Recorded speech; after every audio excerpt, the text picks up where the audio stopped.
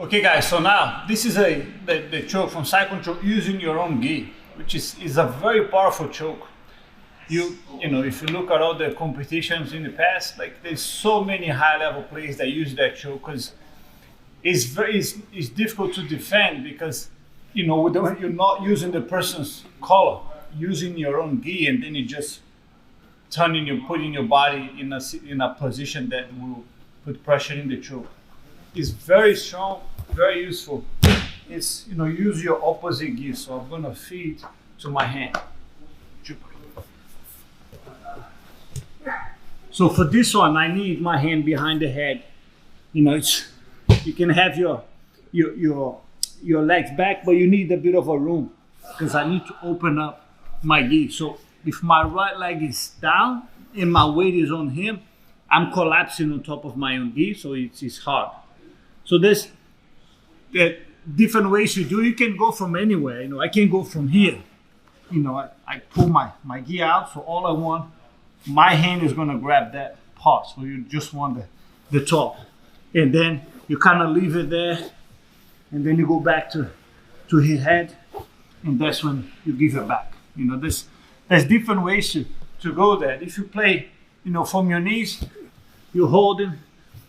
You know, you can always put a bit of pressure. So by the time I'm doing this, I'm taking away his rotation to turn to you. You know, it's very important when you're trying to attack. You have to think in shutting down his escapes. You know, so the moment that I'm busy trying to pull my gi, I want to put a little bit of pressure into his face, so his body's kind of faced that way. That way, it's very difficult for him to turn, maybe put him back in the guard, or making me stop my attack and defend the position, you know, to stabilize the position better.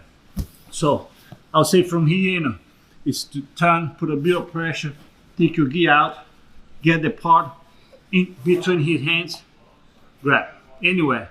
Don't grab like, you know, right in the grip, because that sometimes can slip. Get a nice and strong grip into your gi. So after I have the grip, see that there's a lot of space between my wrist and my gi to his neck. You want to pull back, see? So if this doesn't matter how far my hand is, I'm going to pull my elbow back till my gi is touching his neck. Now I know you put pressure. So one of my forearm is on the one side of the neck, the other, my gi is on the other side.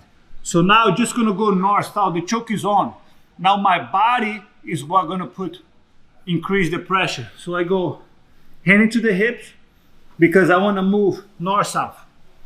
I don't want him following me. So, you know, every time you go north-south, hand into the side. Now it's just rotating your body. Look, walk, walk.